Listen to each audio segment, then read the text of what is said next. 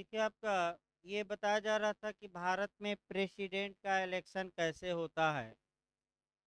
आपका जो इलेक्शन या निर्वाचन या चुनाव का तरीका दिया गया है, वह आपका आर्टिकल 55 में दिया गया है। यानी कि अनुच्छेद आपका 55 भारत के निर्वाचन का तरीका बताता है या मेथड बताता है या मूड या ढंग बताता है। तो कल मैं बताया भी था थोड़ा बहुत, उसको हल्का सा बता के और फिर बेयर एक्ट चला जाए। देखिए, दो तीन बातें शुरुआती दौर में जानना है कि भारत में जो प्रेसिडेंट का इलेक्शन होता है, वह इनडायरेक्ट होता है, यानी कि अप्रत्यक्ष होता है। अप्रत्यक्ष का मतलब कि जनता सीधे भारत के राष्ट्रपति को नहीं चुनती, अर्थात जनता जिन प्रतिनिधियों को चुनती हैं, वे प्रतिनिधि भारत के राष्ट्रपति का चुनाव करते हैं। तो आपका 54 में बताया गया था इलेक्टोरल बोर्ड, यानी कि निर्वाचक मंडल, यानी कि कौन कौन व्यक्ति हैं जो राष्ट्रपति के चुनाव में मत देने के हकदार हैं। तो लोकसभा के निर्वाचित सदस्य, राज्यसभा के निर्वाचित सदस्य और विधानसभाओं के निर्वाचित सदस्य, और दो संघ शासित प्रदेशों के यानी कि यूनियन टेरिटरी के भी निर्वाचित विधानसभा के सदस्य, आपका दिल्ली और पांडिचेरी। अब ये लोग वोटिंग करेंगे, तो राष्ट्रपति के चुनाव का मेथड क्या होगा, ढंग क्या होगा, ये भी प्री में डायरेक्ट और मेंस में भी और इंटरव्यू में भी पूछा जाता है। मैंने तीनों में ये क्वेश्चन आता है। तो आइए फिर एक बार शुरुआत किया जाए। जहाँ तक भारत के प्रेसिडेंट की बात है, भारत के राष्ट्रपति का चुनाव आपका सिंगल ट्रांसफरेबल सिस्टम, यानी कि एकल संक्रमणीय मत पद्धति द्वारा होता है, यानी कि सिंगल ट्रांसफरेबल वोट सिस्टम। अब एकल संक्रमणीय मत पद्धति क्या है, ये हम फिर से एक बार बताएंगे। दूसरा आपका ये है कि संघ और राज्यों में समतुल्यता प्राप्त की जाती है, यानी कि संघ और राज्य को इक्वल रखा जाता है। इसका मतलब ये हुआ कि राज्य विधान सभाओं के निर्वाचित सदस्यों का जितना वोट वैल्यू, यानी कि मत मूल्य होगा, उतना ही मत मूल्य आपका लोकसभा और राज्यसभा के सभी निर्वाचित सदस्यों का होगा। इसका मतलब ये हुआ कि दो पलड़ा मैं बनाया था, एक ओर आपका राज्य और दूसरी ओर कौन सा, संघ। यानी कि इसका मतलब कि जितना मत मूल्य आपका राज्यों का होगा, विधायकों का, उतना ही मत मूल्य लोकसभा और राज्यसभा के निर्वाचित सदस्यों का होगा। यानी कि दोनों में समतुल्यता प्राप्त की जाती है। समतुल्यता का मतलब दोनों के मत मूल्य क्या होते हैं, इक्वल, हम निकालेंगे। तीसरा पॉइंट जो महत्वपूर्ण है कि राज्यों में आपका माने राज्यों में भी एक रूपता होगी और एक रूपता होगी।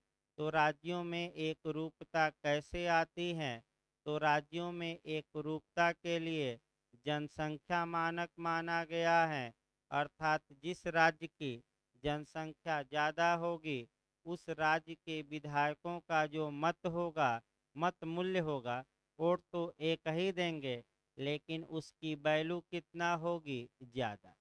क्योंकि भारत में राष्ट्रपति का चुनाव शुद्ध रूप से आपका जनसंख्या के आधार पर निर्धारित किया गया है। तो चूंकि उत्तर प्रदेश राज्य की जनसंख्या सबसे अधिक है, अतः उत्तर प्रदेश राज्य के विधायकों का मत मूल्य क्या होगा, ज़्यादा। यही तीन सिस्टम। हाँ, देखिए, भारत में आपका पहले खंभा छूने वाली पद्धति नहीं अपनाई गई है। यानी कि अगर चार प्रत्याशी हैं तो सबसे ज़्यादा दो वोट पा लिया, वह विजयी हो गया। ये सिस्टम भारत में अप्लाई नहीं होता। तो भारत में कौन सा सिस्टम अप्लाई है, परसेंटेज का, यानी कि जो प्रत्याशी 50 कुल वैध मतों का 50% से ऊपर पाएगा वही चुनाव जीतेगा। अगर पहले राउंड की गणना में यानी कि प्रथम वरीयता मतों में यानी कि जो फर्स्ट रिफरेंस का वोट है, अगर कोई प्रत्याशी 50% का आंकड़ा नहीं पा पाता तो सेकंड राउंड की गिनती होगी। सेकंड राउंड में भी नहीं पा पाता तो किस राउंड की? Third round. जब तक 50% से ऊपर नहीं पा लेता तब तक गिनती होती रहेगी। अब समस्या ये है कि आपका कुल वैध मतों का फिर अब समस्या ये आती है कि किस राष्ट्रपति के मामले में जीएस में ज़्यादा आता है कि द्वितीय वरीयता मतों की गणना की गई थी, सेकंड रेफरेंस वोट की गणना की गई थी, तो एक ही राष्ट्रपति तब तक है, उसको याद रखना है, बीबी गिरी। अब आपका बेयर एक्ट शुरू किया जाए, क्योंकि बेयर एक्ट से शुरू किया जाए और जो जो पॉइंट बेयर एक्ट में आते हैं वे पॉइंट आपका एक एक करके बताया जाए। देखिए आपका भाई मेंस के लिए भी तैयार रखना, प्री के लिए भी, इंटरव्यू के लिए भी पूछा जाता है कि सिंगल ट्रांसफरेबल वोट सिस्टम क्या है। तमाम चीज़ें हैं, एक एक शब्दों को फिर से देखिए। हाँ, जनसंख्या एक बार याद रखिए। जो ये जनसंख्या का आंकड़ा लिया जाता है आज भी 1971 1971 की जनगणना के आधार पर इसका निर्धारण किया जाता है और 2026 तक यानी कि 2026 तक जो जनसंख्या देखी जाएगी वह वर्तमान की नहीं बल्कि किस सन के आधार पर 1971।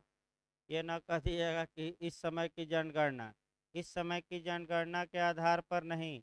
जो मानक निकाला जाता है किस आधार पर? पुरानी जनगणना कौन सी? आपका 1971 स्पष्ट रूप से बेयर एक्ट में आपको मिलेगा। अभी हम एक एक शब्दों को शुरू किया जाए। देखिए भाई एक एक शब्द सा ध्यान दीजिए क्योंकि आपका कठिन थोड़ा प्रक्रिया है। इसके बाद जो अनुच्छेद आएंगे वो तो एकदम आसान आसान आएंगे। यही एक अनुच्छेद है जो आपको समझाने में पूरा लेक्चर ले लेगा। इसके बाद जो आर्टिकल आएंगे वो काफ़ी छोटे छोटे अनुच्छेद रहेंगे। एक एक शब्दों पर देखिए, पहला खंड देखिए, जहाँ तक साध्य हो। साध्य मतलब कि न आए तो लिख लीजिए संभव हो। संभव मतलब पॉसिबल हो, यानी कि जहाँ तक साध्य हो राष्ट्रपति के निर्वाचन में भिन्न भिन्न राज्यों के प्रतिनिधित्व के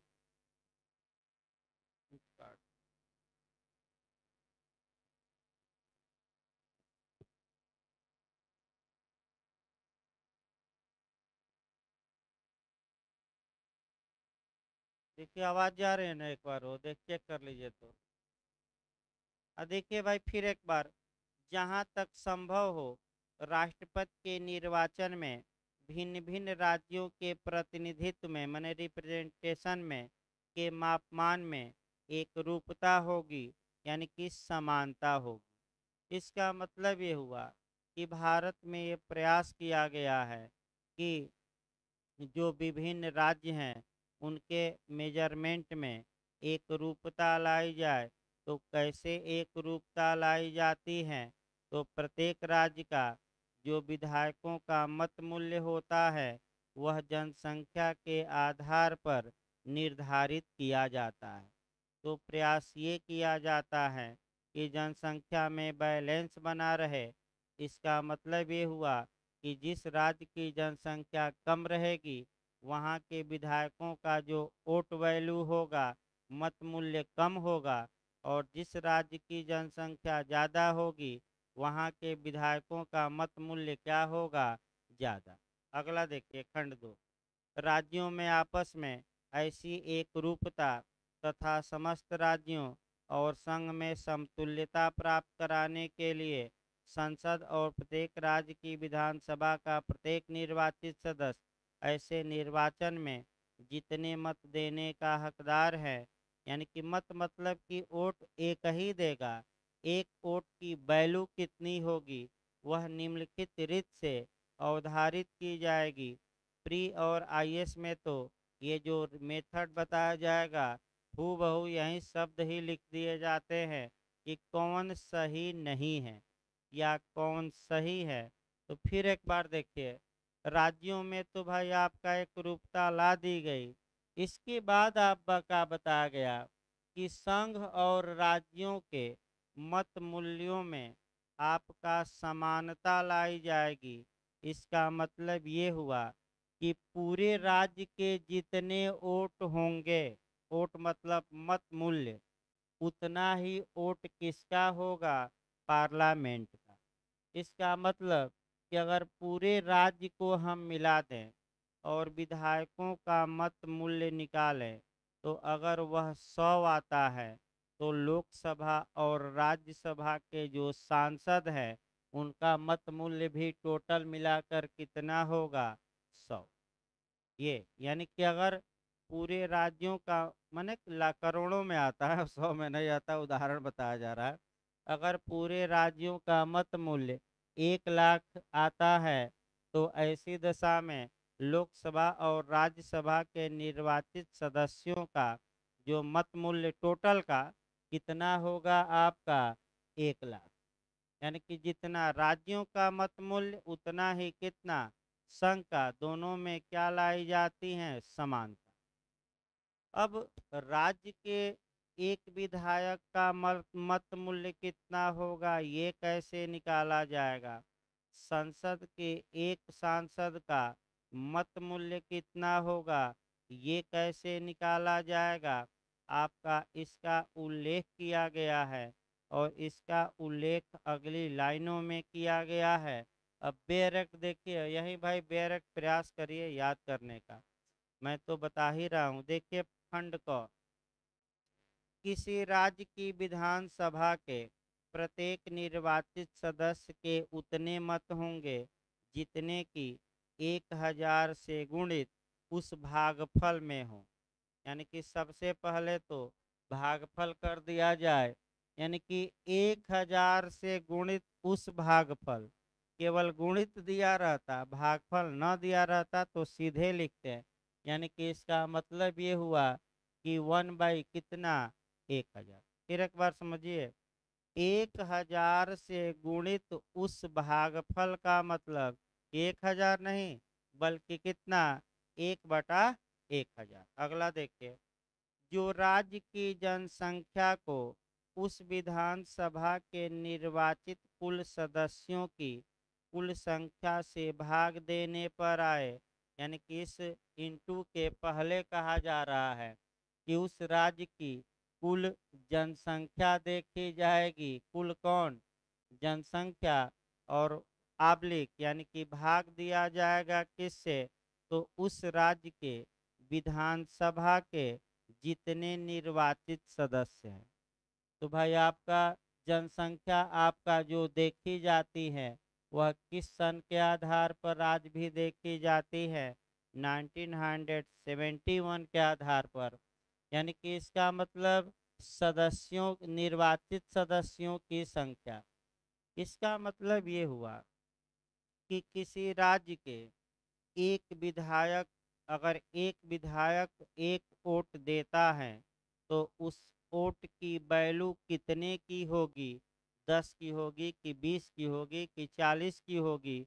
इसको कैसे निकाला जाएगा, प्रत्येक राज्य के मामले में यही पैमाना चलेगा। फिर याद कर लीजिए, एक विधायक का मत मूल्य कितना होता है, ये कैसे निकाला जाता है, तो उस राज्य की कुल जनसंख्या में भाग दिया जाता है किससे, उस राज्य के विधानसभा के कुल निर्वाचित सदस्यों का, और गुणा किससे किया जाता है, 1/1000 से।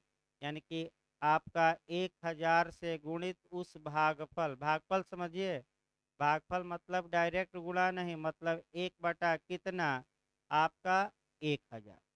अब ये समस्या है कि एक भाई पैमाना निकालिए आप, मान लीजिए एक सीधा सीधा निकाला जाए, 10 लाख पर किसी राज्य की संख्या माने जनसंख्या 10 लाख है, तो जनसंख्या किस आधार पर हम आज भी देखेंगे, वर्तमान की 1971। तो एक उदाहरण इसी पर सेट किया जाए, और मान के चलिए कि जनसंख्या आपकी हो गई 10 लाख, तो 10 लाख में किससे भाग दिया जाएगा पहले? एक दो पंखा बंद करिए भाई, तो पीछे वाला बंद करिए, एक दो पंखा, नहीं तो इन्वर्टर ही बोल देगा। एक दो बंद करिए, आधा घंटा बिना पंखा के पढ़िए। एक झाट बंद करिए, लाइटों बंद करिए, कोई दिक्कत, सब ना बंद कर, रहने दीजिए अब उतना, नहीं तो थोड़ा एक झाट चलने दीजिए, नहीं तो फिर गर्मी। देखिए थोड़ा जब तक लाइट आ जाए, नहीं तो जब तक इन्वर्टर काम करे भाई, क्योंकि इन्वर्टर बैठ जा रहा है तो वीडियो भी गायब हो जा रहा है, 2 दिन का वीडियो गायब हो गया है, लोग वो उसके लिए परेशान है। ऑनलाइन में 2 दिन का वीडियो इन्वर्टर ही बैठ गया, अपने जल गया था उसी समय, और वीडियो ही ले भी था, वो भी एक समस्या है भाई। मैंने देखिए फिर एक बार देखिए जब तक चले, तो 10 इक्कीस दाई 10 10 लाख 10 लाख 10 लाख जनसंख्या हो गई। अब इस जनसंख्या में किससे पहले भाग दिया जाएगा? तो उस राज्य के निर्वाचित विधायकों से, यानी कि उस राज्य के विधानसभा के सभी सदस्यों से, कि निर्वाचित सदस्यों से, बताइए, बताया गया था ना, सभी की निर्वाचित, निर्वाचित, तो निर्वाचित मान लीजिए 1,000 है, 1,000 100 ही मानिए, 100 निर्वाचित विधायक है, तो इसे भाग दिया जाएगा। और गुणे आपका आगे क्या कह रहा है कि इसमें आपका उस 1,000 से गुणित उस भागफल, यानी कि 1 बटा कितना, 1,000। अब कटाइए, एक जीरो से एक जीरो, ये जीरो कट गया, ये 3 जीरो, तो ये 3 जीरो आपका कट गया।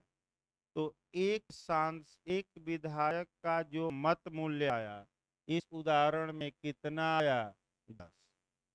तब एक एक विधायक जब वोट देगा उस राज्य का, तो कितना मत मूल्य हो गया, 10। अब फिर एक बार इसी में आपका देखिए, फिर एक बार आपका इसी में आगे बढ़ना है। यदि 1,000 के उक्त गुणितों को लेने के बाद शेष 500 से कम नहीं है, तो हर एक विधायक के मत में, यानी कि प्रत्येक सदस्य के मत में एक मत मूल्य और जोड़ लिया जाएगा। इसका मतलब ये हुआ 500 से कम नहीं है, यानी कि ये गुणा भाग करने के बाद सतर्क रहिएगा, अगर जो शेषफल आएगा वह 500 आए या 500 से क्या आए, ऊपर। फिर एक बार आइए आगे नियम, मैंने हमने तो सीधे सीधे गुणा कर दिया, शेषफल बचा ही नहीं कुछ, और लेकिन करोड़ों में आता है भाई, 17 करोड़ या जो भी जनसंख्या रही हो यूपी की, आपका 1971 में, तो उतना करोड़ में से 403 लोगों से ही तो भाग दिया जाएगा, और गुणे 1/1000, तो काफी मत मूल्य ज्यादा आएगा। अब उतना गुणा भाग करना संभव नहीं है, अतः हमने केवल कम ही लिया है, क्योंकि इसका कई गुना है। तो फिर एक बार देखिए, अगर ये सब आपने निकाला, ध्यान से समझिएगा, ये गुणा भाग करके निकाला, और अगर जो शेष आया है वह 500 या 500 के कितने हैं ऊपर, तो प्रत्येक आपका जो सदस्य है उसके मत मूल्य में कितना मत और जोड़ दिया जाएगा, एक। यानी कि अगर ये उदाहरण इस पर सेट हो और शेषफल 500 या 500 के क्या आता ऊपर, तो अब भाग गुणा भाग नहीं करना है, 10 मत अगर हुआ है तो उसमें सब में एक एक क्या किया जाएगा, जोड़ा जाएगा, तो सबका मत मूल्य कितना हो जाएगा, यार। अब बताइए, अगर 500 से कम आता है शेषफल तो क्या होगा, क्या उसको कोई गिनती होगी कि इग्नोर किया जाएगा? इग्नोर किया जाएगा, उसका कोई मतलब नहीं होगा। भाई ना समझ में आया तो बताइए, नहीं तो अगला खंड हम चले, अगर ये ना आए तब बताइए। अगला देखिए, अब संसद का निकालिए। संसद के प्रत्येक सदन के प्रत्येक निर्वाचित सदस्य के मतों की संख्या वह होगी जो उपखंड क और ख के अधीन राज्यों की विधानसभाओं के सदस्यों के लिए नियत कुल मतों की संख्या को संसद के दोनों सदनों के निर्वाचित सदस्यों की कुल संख्या से भाग देने पर आए जिसमें आधे से अधिक भिन्न को एक गिना जाएगा और अन्य भिन्नों की उपेक्षा की जाएगी। अब आइए फिर एक बार आइए हम बताएं। देखिए आपका बताया गया है कि जो राज्यों के विधायकों का मत मूल्य है उतना ही मत मूल्य पूरे किसका होगा, पार्लियामेंट का। यानी कि दोनों में क्या लाई गई है, समानता।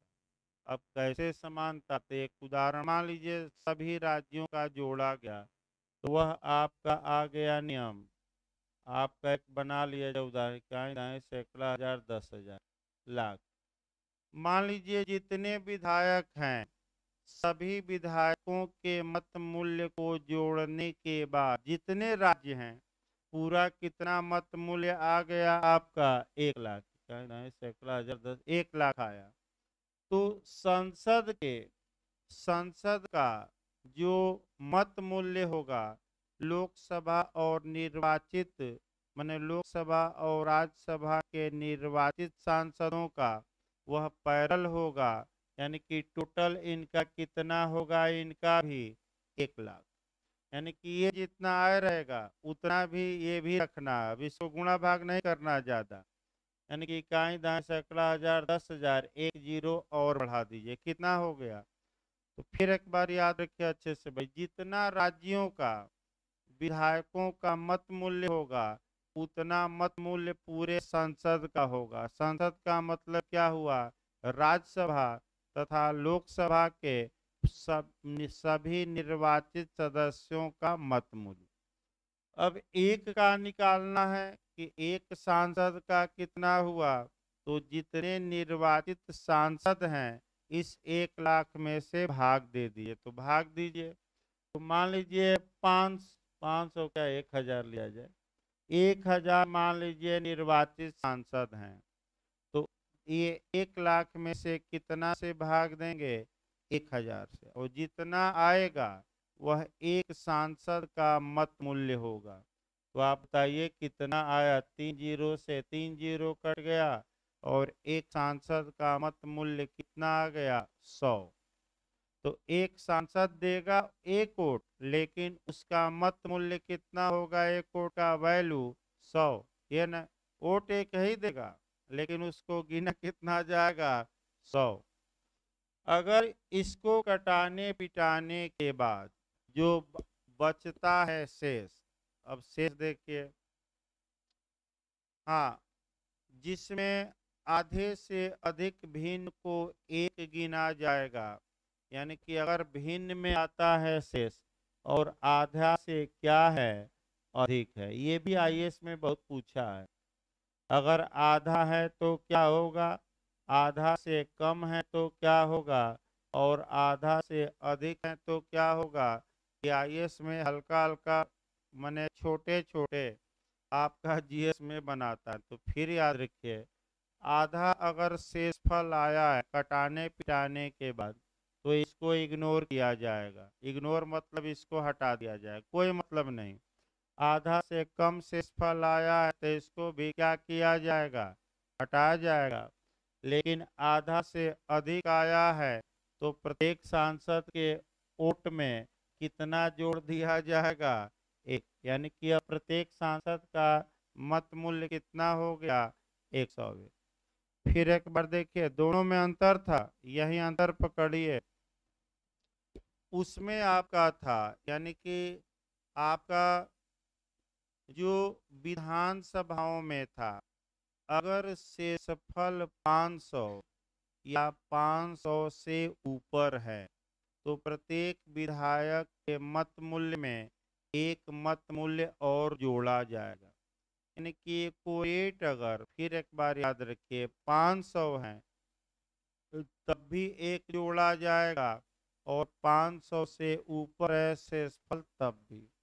लेकिन संसद में ऐसा नहीं है, सतर्क रहना है। अगर भिन्न जो आ रहा है कटाने पिटाने के बाद वह आधा आ रहा है तो नहीं जोड़ा जाएगा, आधा से कम आ रहा है तब भी इग्नोर किया जाएगा। आधा से क्या होना चाहिए, अधिक, तब हर एक सांसद के मत मूल्य में कितना जोड़ा जाएगा, एक। अब उसके बाद दोनों को मिक्स करिए और 50% से ऊपर जो वोट पालेगा वह राष्ट्रपति चुन लिया जाएगा, तो चुनाव करवाइए। अब आगे देखिए भाई, अगला नियम देखिए आपका, राष्ट्रपति का निर्वाचन आनुपातिक प्रतिनिधित्व पद्धति के अनुसार आपका एकल संक्रमणीय मत द्वारा होगा और ऐसे निर्वाचन में मतदान गुप्त होगा।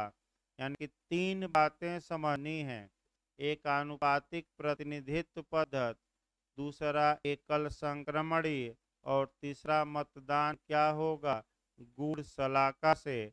गूढ़ शलाका माने सीक्रेट होगा, सीक्रेट वोटिंग होगी, यानी कि कोई नहीं जान सकता कि किस विधायक या सांसद ने किसको मतदान दिया, ये ओपन नहीं होगा। अब एक एक करके समझिए। सबसे पहले गुप्त देखा जाए, सीक्रेट वोटिंग क्या होती है। सीक्रेट वोटिंग का मतलब ये हुआ कि कोई व्यक्ति ये नहीं जान सकता कि किस माने विधायक या सांसद ने किस प्रत्याशी को वोट दिया।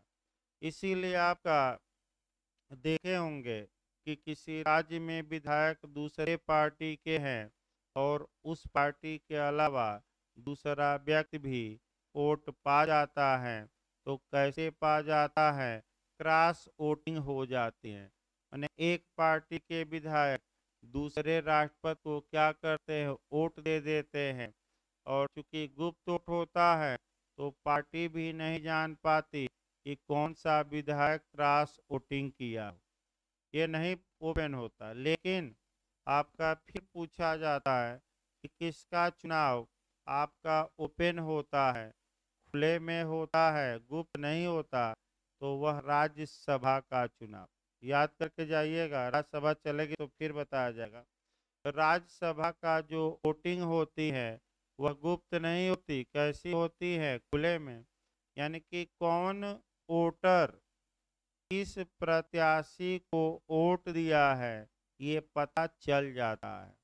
यानी कि जैसे कि कांग्रेस के विधायक हैं, राज्यसभा के चुनाव में मतदान दे रहे हैं, तो कांग्रेस का विधायक जाएगा, वोट देगा, वोट देने के बाद किसको वोट दिया है, कांग्रेस का एक प्रतिनिधि बैठा रहेगा, उसको दिखाएगा। यानी कि कांग्रेस के प्रतिनिधि को दिखाएगा, तब बॉक्स में क्या करेगा, डाले। यानी कि इसको हम कहते हैं ओपन, सबको नहीं दिखाएगा, अपने पार्टी के किसको, प्रतिनिधि को। ये मामला कई बार उठा और ये मामला गुजरात में भी उठा, जहाँ की कांग्रेस के बागी विधायकों ने भाई वोट दिया दूसरे को और भाजपा के जो बैठे थे उनको दिखाया कि हम आपको वोट दिए हैं, अपनी पार्टी के प्रतिनिधि को दिखाया ही नहीं, तो उनके वोट को इनवैलिड माना गया, अवैध माना गया, क्योंकि दिखाना किसको है, अपनी पार्टी के। भले आप विरोध में वोट दीजिए, मैंने अपने प्रतिनिधि को दिखा देते कि हम इनको वोट दिए हैं, तो विवाद उत्पन्न हुआ था और रात में आपका सुनवाई सुप्रीम कोर्ट ने किया था, बताया जाएगा आगे। दूसरा आपका एकल संक्रमणीय मत पद्धति क्या होती है, तो एक बार आपको एकल संक्रमणीय मत पद्धति बताई गई है, सिंगल ट्रांसफरेबल आपका वोटिंग सिस्टम क्या होता है। फिर आज भाई प्रयास करिए कि आज समझ ले आप, क्योंकि एक बार मैं बता चुका हूँ ये पद्धति, फिर एक बार हम बता रहे हैं, फिर आपका अच्छे से इसको प्रयास करिए कि समझने का।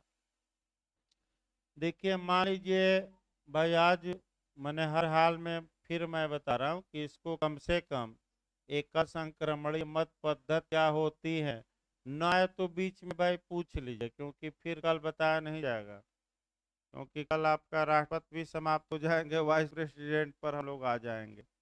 आज राष्ट्रपति का निर्वाचन पूरी तरह बता दिया जाए। अब मान लीजिए ये पहला मतदाता है, ये दूसरा है, ये तीसरा है, चौथा, पांचवा, छठवां और सातवां, सात लिया जाए। भाई मतदाता तो हजारों हैं, लेकिन हम लोग कितना लेकर चले, 7। अब ए बी तथा सी तीन प्रत्याशी हैं, ये चुनाव में खड़े हैं तो पहला नियम ये आया कि चुनाव के पहले किसी भी हाल में निर्वाचन को रोका नहीं जाएगा। सुप्रीम कोर्ट भी रोकने की शक्ति नहीं रखता। डॉक्टर खरे बनाम भारत के निर्वाचन आयोग के वाद में बता दिया गया स्पष्ट रूप से कि चुनाव के पहले आप राष्ट्रपति के चुनाव को चैलेंज नहीं कर सकते, रोका नहीं जा सका। आपको आपत्ति है तो जब चुनाव हो गया उसके बाद आप आइए। तो बताया गया था, पिछली बार एमपी में भी बना था, इस अनुच्छेद के तहत राष्ट्रपति या उपराष्ट्रपति के चुनाव को चैलेंज किया जाता है। तो वह कौन सा अनुच्छेद है? 71। जीएस में जो पूछा जाता है कि कौन चैलेंज कर सकता है, तो या तो कोई प्रत्याशी या कम से कम 10 क्या मतदाता। रट कर जाइएगा, दोबारा बताया जा रहा है। कौन चैलेंज करेगा? कोई प्रत्याशी मैंने जो खड़ा है चुनाव में, या कम से कम कितने आपका मतदाता? 10। चुनाव में खड़ा होने के लिए भी याद रखिए पूछा जाता है कम से कम 50 प्रस्तावक मैंने प्रपोजल करने वाले और 50 उसका रेटिफिकेशन और समर्थन करने वाले, यानी कि 100 विधायक या सांसद पहले आपके पास हों तब आप चुनाव लड़ सकते हैं। क्योंकि जो पर्चा दाखिला करेंगे कम से कम 100 लोगों का क्या रहेगा उस पर? साइन। 50 आपका क्या करेंगे? प्रस्ताव। और उस प्रस्ताव का समर्थन कितना करेंगे? 50। तो फिर एक बार याद रखिए तीनों नियम भाई। अगला देखिए, हाँ एक और बताया गया था कि सांसद अपना वोट कहाँ देंगे? तो दिल्ली में देते हैं। लेकिन अगर सांसद चाहता है कि वह अपने राज्य की राजधानी में वोट दें तो समय जीएस में पूछा जाता है कितने दिन पहले उसे निर्वाचन आयोग को सूचना देनी पड़ेगी? 10 दिन। ये जीएस का सब क्वेश्चन है जो बताया गया। कितने दिन पहले मैं बताया था किसको सूचना दे दे? निर्वाचन आयोग को कि हम अपने राज्य की राजधानी में ही क्या देना चाहते हैं? वोट।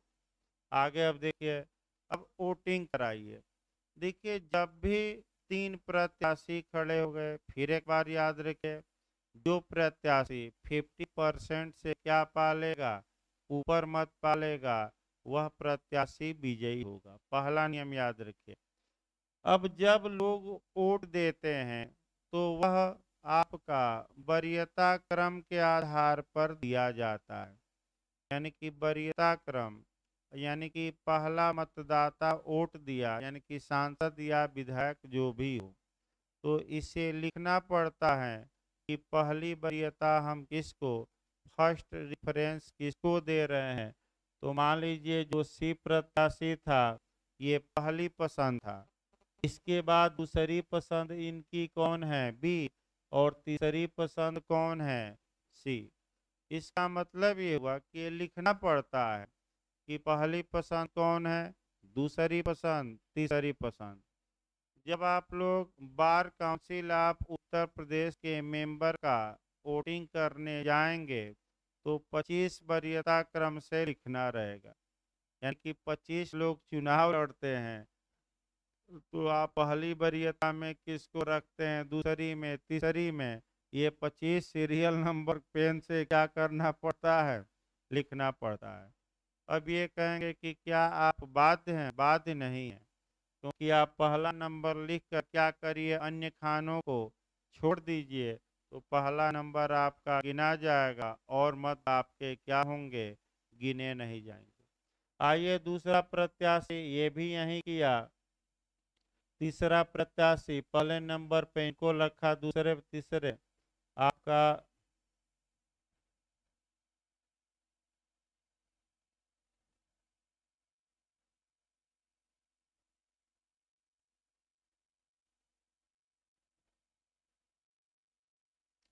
अब देखिए पहली जो वरीयता मत दे दिए गए।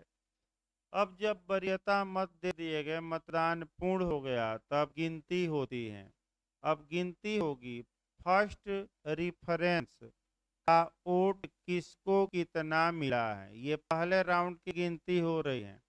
तो आप लोग ए को प्रथम वरीयता का मत कितना मिला है? 1 2 3। तो ए का प्रथम वरीयता का मत यानी कि फर्स्ट राउंड की गिनती में कितने मत आए? 3। बी को प्रथम वरीयता में कितना वोट मिला है? 1। और सी को प्रथम वरीयता में कितना वोट मिला है? 3। अब आप ये देखेंगे कि टोटल जो मत थे, मतदाता थे, 7 मतदाता थे। 7 मतदाताओं ने वोट दिया। तो क्या कोई प्रत्याशी पहले राउंड में 50% से ऊपर वोट पाया है कि नहीं, ये बताइए। भाई 7 मान लीजिए वोट हुए, तो 7 में 3.5 वोट से ऊपर पाना चाहिए, यानी कि पहले राउंड में कम से कम 50% अधिक का मतलब क्या? कम से कम 4 वोट पाए। तो आप खुद बताइए, क्या कोई प्रत्याशी पहले राउंड की गिनती में, पहली वरीयता के मतों की गिनती में 50% से अधिक वोट पाया है कि नहीं? नहीं पाया। तो अभी कोई जीता नहीं, अभी न जिताइएगा किसी को। अब जो सबसे कम वोट पाया रहता है पहली वरीयता का, अब उसे बाहर किया जाता है, यानी कि ये बेचारा अब क्या हो गया? हार गया। अब देखिए यही समस्या आएगी। अब ये देखा जाएगा कि बी को जो लोग पहली वरीयता का कितने लोग वोट दिए थे, यही आपको समझना है। सिंगल ट्रांसफरेबल को यहीं से समझना है कि बी को पहली वरीयता में कितने लोगों ने वोट दिया था।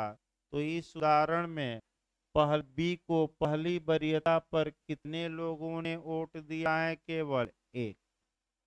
तो इनका वोट बेकार नहीं जाएगा, यानी कि 7वां नंबर का जो वोटर है, इसका वोट बेकार नहीं जाएगा।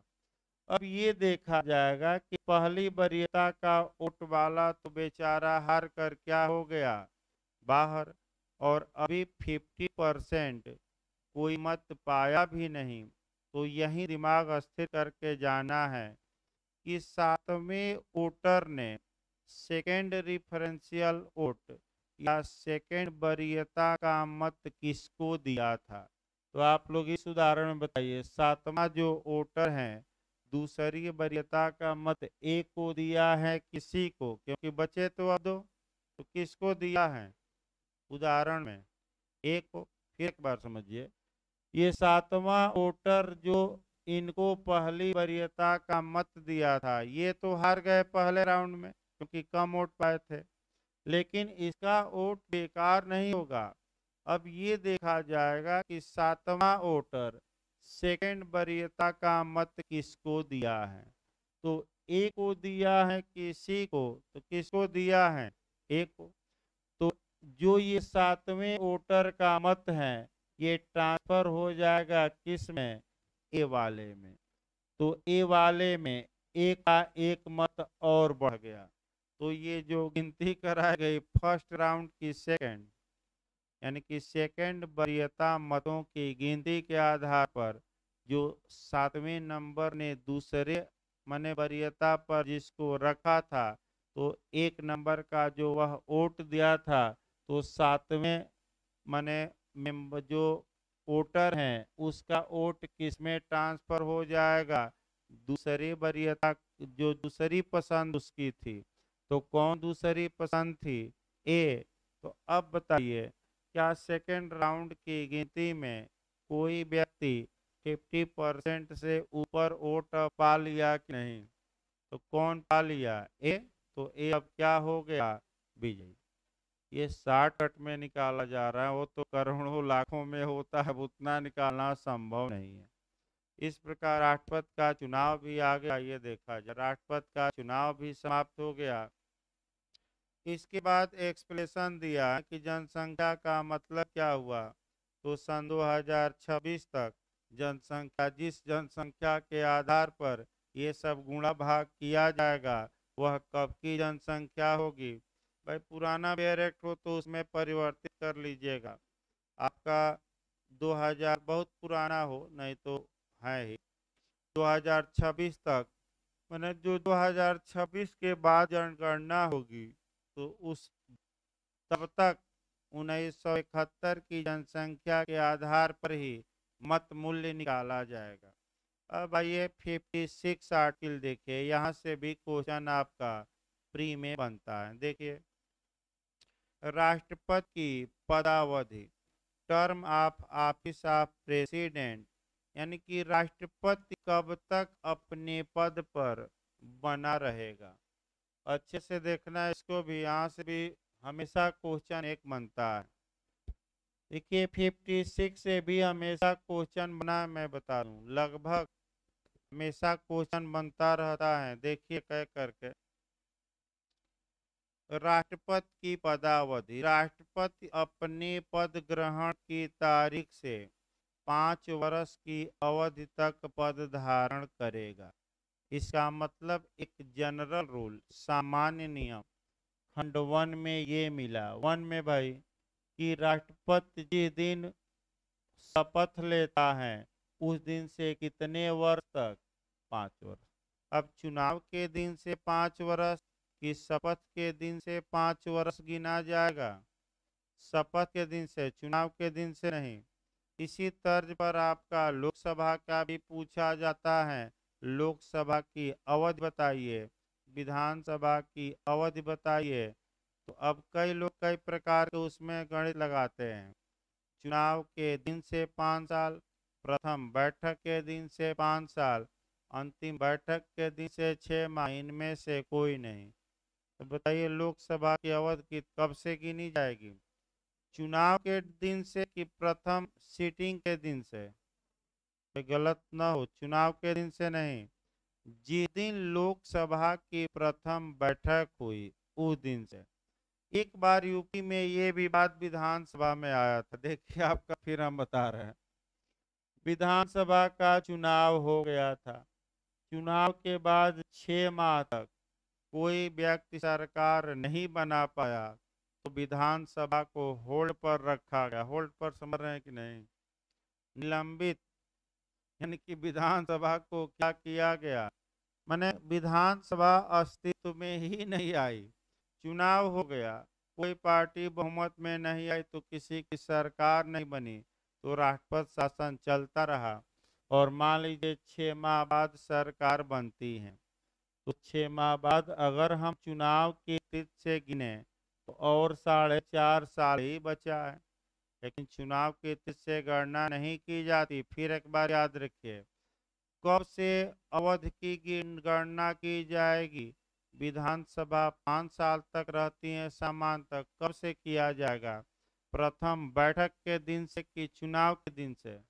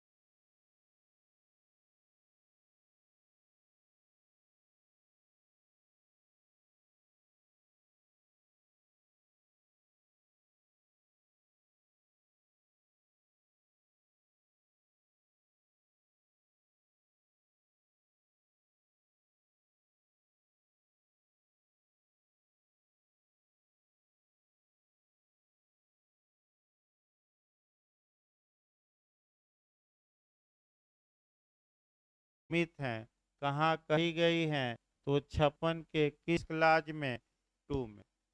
और यह भी पूछा गया कहाँ कहा गया है। तो जब आप व्यापक रूप से जाएंगे तो आपका अंतर्राष्ट्रीय विधि में, न्याय के अंतर्राष्ट्रीय न्यायालय में भी पढ़ा जाता है कि जब कोई आपका न्याय के अंतर्राष्ट्रीय न्यायालय का न्यायाधीश यानी कि इंटरनेशनल कोर्ट ऑफ जस्टिस का जज इस्तीफा देता है तो अध्यक्ष इसकी सूचना किसको देंगे, तो आपका महासचिव को। किसको देंगे? अब इसमें आपका 2-3 नियम है, हटाया जाता है तो क्या होगा, इस्तीफा देता है तो क्या होगा, तो अलग अलग नियम है। एक में रजिस्ट्रार सूचना देगा और एक में आपका न्याय के अंतर्राष्ट्रीय न्यायालय के मुख्य न्यायमूर्ति। तो यहाँ भी क्वेश्चन आता है कौन किसको सूचना देगा। जैसे इस सूचना पर आए, आप भाई आईपीसी में भी पढ़ लीजिएगा, 93 पढ़ सकते हैं कि एक डॉक्टर ने एक मरीज को सूचना दी कि तुम गंभीर बीमारी से पीड़ित हो, जल्दी ही ऊपर पहुंच जाओगे, और तुरंत मरीज मर गया। तो अगर डॉक्टर ने मरीज के फायदे के लिए सूचना दी सद्भावना में, तो डॉक्टर कोई गलत नहीं किया। जैसे कि इस समय रूस के जो रक्षा मंत्री हैं उनको हार्ट अटैक आ गया है। अब क्यों आ गया? जैसे ही कमांडरों ने सूचना दी कि इतने सैनिक, इतने टैंक यूक्रेनी सेना ने मार गिराया है, सदमा लगता है, क्योंकि एक विश्व पावर बनने वाले हैं और 4 दिन में कहे थे कि हम यूक्रेन को फतह कर लेंगे और 2 महीना होने वाला है। तो इसीलिए आशंका है कि रूस सन की आदमी का कोई भरोसा नहीं रहता। तो जैसे ट्रंप सन की था, किम सन की हैं, उसी प्रकार पुतिन है। और जब सत्ता आ जाती है हाथ में, तो पुतिन एक तानाशाह है। ये नहीं कि वहाँ लोकतंत्र है, पूरा संविधान में संशोधन करके कुचल कर अधिकारों को, और 2036 तक वही राष्ट्रपति रहेंगे, सब कर डाले हैं। वहाँ लोकतंत्र उतना नहीं है, राजतंत्र ही कहिए, यानी कि तानाशाही। तो जहाँ चुनाव नव की आवश्यकता नहीं है, लोग विरोध करेंगे तो सेना से क्या करेंगे, कुचलवा देंगे। तो ये सही बात है कि रूस की हानि ज़्यादा हो रही है, रूस के सैनिक ज़्यादा मारे जा रहे हैं। रूस भी ये नहीं सोचा था कि इतना युद्ध लंबा चलेगा और इतने सैनिक मारे जाएंगे। उसका एक उपाय है, यूक्रेन वाले बहुत पहले से ही तैयारी कर रहे थे, जानते थे कि एक दिन ये हो सकता है, और बंकर वंकर बना लिए हैं, इसीलिए आदमी कम मर रहे हैं। यानी कि 3-4 हजार आदमी मरना इतने दिनों में, जबकि मारना चाहिए लाखों। तो बंकर बना दिए हैं। और ये जो आपका मेट्रो रेलवे है स्टेशन नीचे, उसी में बंकर बना दिए गए हैं, और लोग मेट्रो के अंदर रहे, अब बम ऊपर से गिरता है तो नीचे सेफ रहेंगे। उसी में खाना पानी सब एकत्र किया गया है। और जैसे सैनिक रूस के आ रहे हैं, बंकर से निकल के ठोके फिर बंकर में, इसीलिए नुकसान किसको हो रहा है, रूस को। तो आगे देखिए, अब आपका 56(1)(b) संविधान का अतिक्रमण करने पर, यानी कि वायलेशन ऑफ कॉन्स्टिट्यूशन या संविधान का उल्लंघन, संविधान का अतिलंघन भी कहा जाता है, राष्ट्रपति को अनुच्छेद 61 में दिए गए मेथड के अनुसार इम्पीचमेंट द्वारा, महाभियोग द्वारा पद से हटाया जा सकेगा। यानी कि अब क्वेश्चन देखिए आपका कैसे पूछा जाता है, 2 क्वेश्चन इंटरव्यू में। भाई, भारत के प्रेसिडेंट को कैसे हटाया जा सकता है और हटाने की प्रक्रिया कहाँ दी गई है, तो सतर्क रहिएगा। मैं फिर बता दूं, भारत के राष्ट्रपति को कैसे हटाया जा सकता है, ये आर्टिकल 56 का क्लाज 1 का प्रोविजो बी बताता है कि भारत के राष्ट्रपति को केवल अब आधार पूछा जाता है कि भारत के राष्ट्रपति को किस आधार पर किस बेस पर हटाया जा सकता है उसके पद से, तो केवल एक बेस है। वह कौन सा है? माने वायलेशन ऑफ कॉन्स्टिट्यूशन, संविधान का अतिक्रमण। देखिए कैसे देगा। भारत के राष्ट्रपति को हटाया जा सकता है राजद्रोह के आधार पर, गंभीर अपराध करने के आधार पर, साबित कदाचार के आधार पर, संविधान का अतिक्रमण करने के आधार पर। बताइए किस आधार पर हटाया जा सकता है। दूसरा क्वेश्चन, भारत के राष्ट्रपति को नहीं हटाया जा सकता, दे देगा संविधान का अतिक्रमण। दूसरा आपका दे देगा माने साबित कदाचार, दोनों इनमें से कोई नहीं। तो किस आधार पर नहीं हटाया जा सकता? साबित कदाचार, क्योंकि साबित कदाचार और असमर्थता के आधार पर सुप्रीम कोर्ट के जज को हटाया जाता है, राष्ट्रपति को नहीं। दूसरा क्वेश्चन, राष्ट्रपति को इम्पीचमेंट द्वारा, महाभियोग द्वारा ही हटाया जाता है, ये भी आर्टिकल 56(1) का परंतु भी बताता है। लेकिन मेथड क्या होगा, राष्ट्रपति को हटाने का तरीका क्या होगा, इसका उल्लेख किस सेक्शन में किया गया है? 61। तो एक साथ पढ़िएगा दोनों। आप अमेरिका के राष्ट्रपति से कोरिलेट करेंगे, फिर भारत के राष्ट्रपति पर आएंगे, और भारत के राष्ट्रपति के लिए फिर एक बार देखिए इंटरव्यू का क्वेश्चन है कि इम्पीचमेंट यानी कि महाभियोग शब्द का प्रयोग संविधान में किसको हटाने के लिए किया गया है? तो केवल राष्ट्रपति, और किसी भी अनुच्छेद में इम्पीचमेंट या महाभियोग का आपका उल्लेख नहीं है। फिर याद रखिएगा, महाभियोग किसके लिए यूज किया जाता है और किसी के लिए नहीं। कहीं भी संविधान में और नहीं, केवल एक ही जगह है, वह है राष्ट्रपति के लिए। और अनुच्छेद 56(1) का कौन सा परंतुक है? बी। तो महाभियोग द्वारा राष्ट्रपति को हटाया जाएगा। आपका किस आधार पर? आधार भी बता दिया गया। तो आधार संविधान का अतिक्रमण। तो संविधान का अतिक्रमण कब कहलाएगा, अभी ये कल बताएंगे डिटेल में, क्योंकि कोरिलेट भी करना है।